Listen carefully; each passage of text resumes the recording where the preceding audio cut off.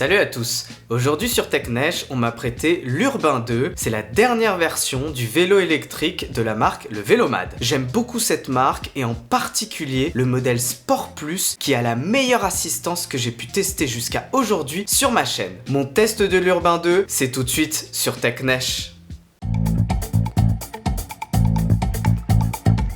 Comme pour la première version, tu as deux modèles, donc un modèle avec cadre bas et position droite qui est celui qu'on m'a prêté qui s'appelle l'Urbain 2 et un autre modèle, le Sport 2 qui a cette fois-ci un cadre haut et donc une position courbée. Évidemment, tu me connais, je préfère l'Urbain 2 mais c'est une question de goût donc je te jugerai pas si tu préfères le Sport 2. En dehors de ça, ils partagent les mêmes caractéristiques techniques donc si tu regardes mon test de l'Urbain 2, ce sera exactement la même chose sur le Sport 2. Si tu ne l'as pas déjà vu, va voir ma vidéo sur l'Urbain et le Sport première version et va voir aussi ma vidéo du Sport Plus si t'es intéressé par le haut de gamme donc il coûte 2390 €. Je te mets les liens de ces deux vidéos dans la description de la vidéo. On commence par le prix de cet Urbain 2 et de ce Sport 2 qui coûte 1990 €, donc 150 € de plus que les premières versions qui coûtaient 1849 €. La première chose que j'ai remarqué quand on m'a prêté l'Urbain 2, c'est que la batterie est enfin intégrée au cadre, donc comme sur le modèle Sport Plus que j'ai déjà testé sur ma chaîne. Je trouve que ça apporte un vrai plus niveau design et esthétique du vélo. J'aimais bien déjà le design des premières versions, mais là je suis vraiment sous le charme. Je trouve que cet Urbain 2 est très beau et surtout j'aime particulièrement le modèle noir où tu vois quasiment pas la batterie. On garde ce qui fait l'ADN je trouve du Vélomad, c'est la selle Brooks en cuir et les poignées Brooks en cuir qui apportent en plus de l'esthétique et du design un vrai confort. L'autre point qu'on remarque aussi assez rapidement, c'est que le moteur est beaucoup moins épais que sur la première version. Il est donc plus discret, c'est toujours un moteur sur la roue arrière et là encore on a cette impression de monter en gamme. En plus on a un nouvel écran que j'ai remarqué directement dès qu'on m'a passé le vélo aussi et qui est beaucoup plus fin et beaucoup plus discret que l'ancien écran qui était sur les premières versions. Big up au Vélomad parce qu'ils ont mis des couleurs pour chacun des niveaux d'assistance, ce qui te permet d'un coup d'œil de savoir à quel niveau d'assistance t'es. Mais alors là tu te dis 150 € pour des petits éléments de design, ok,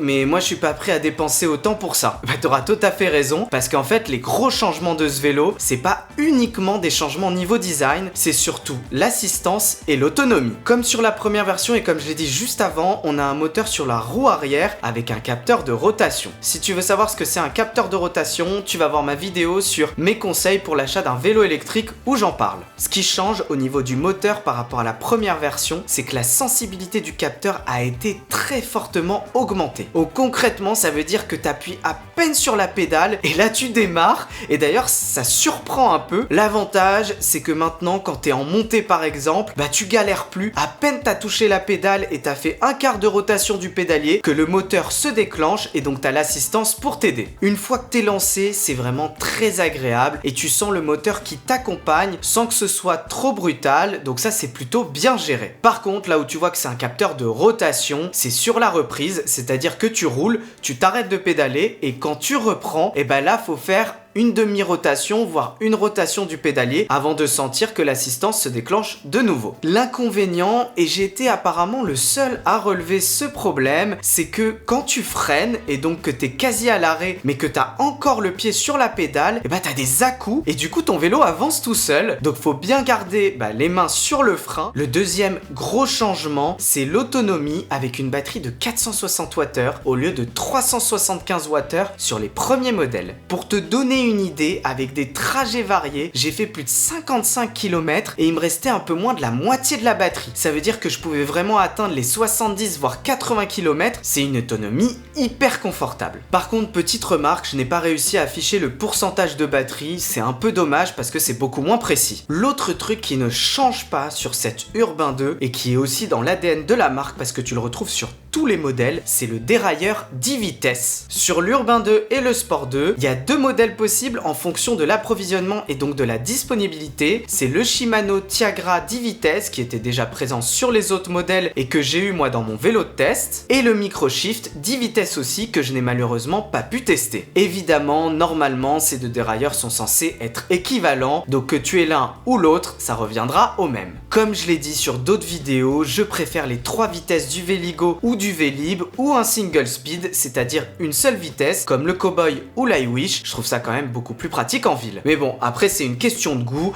et puis au final, on finit par s'habituer, c'est juste une question d'adaptation. Après quelques jours de test, je peux dire que j'ai pris beaucoup de plaisir à rouler avec cette Urbain 2, et des vélos que j'ai testés à moins de 2000 €, bah c'est clairement le meilleur choix, donc l'Urbain 2 ou le Sport 2. Alors bien sûr tu dis, il a zéro défaut cet Urbain 2, bah bien sûr qu'il a des défauts, et déjà, bah ça c'est quasi devenu une signature aussi chez le Vélomad, mais ça me plaît beaucoup moins, c'est que les feux ne sont toujours pas connecté à la batterie. Comme je l'ai dit juste avant, je trouve que l'assistance est un peu trop sensible à mon goût au démarrage, mais bon ça c'est plutôt personnel parce que tout le monde n'y verra pas un défaut, donc à toi de juger, teste le vélo et regarde si ça te plaît ou pas. Dernier point, et là c'est vraiment un détail, c'est que je suis pas hyper fan de leur sonnette, je la trouve un peu cheap, puis surtout elle est pas très pratique niveau emplacement. Je finis sur une note positive, c'est que le vélo est plutôt léger puisqu'il fait moins de 20 kg, donc ça fait là encore partie des gros avantages de ce Vélomad Urbain 2. Vélomad et Cowboy sont deux marques que j'ai suivies depuis un bon moment maintenant, et franchement ce sont mes marques préférées sur le marché des vélos électriques aujourd'hui. Ces nouveaux modèles, donc l'Urbain 2 et le Sport 2, sont franchement une bonne montée en gamme par rapport aux vélos précédents, et puis ils sont toujours agréables à conduire, donc ça c'est vraiment cool. Alors oui, ils coûtent 150 € de plus que les anciennes versions, mais honnêtement je te conseille de les mettre parce que tu auras une meilleure autonomie. Mon test du Vélomad Urbain 2 c'est terminé. Si vous avez aimé ma vidéo, n'oubliez pas de mettre un pouce vers le haut qui se trouve juste en bas de la vidéo, sinon vous me le faites savoir en commentaire. La prochaine fois on aura toujours plus de tech, de mobilité électrique et de rétro gaming,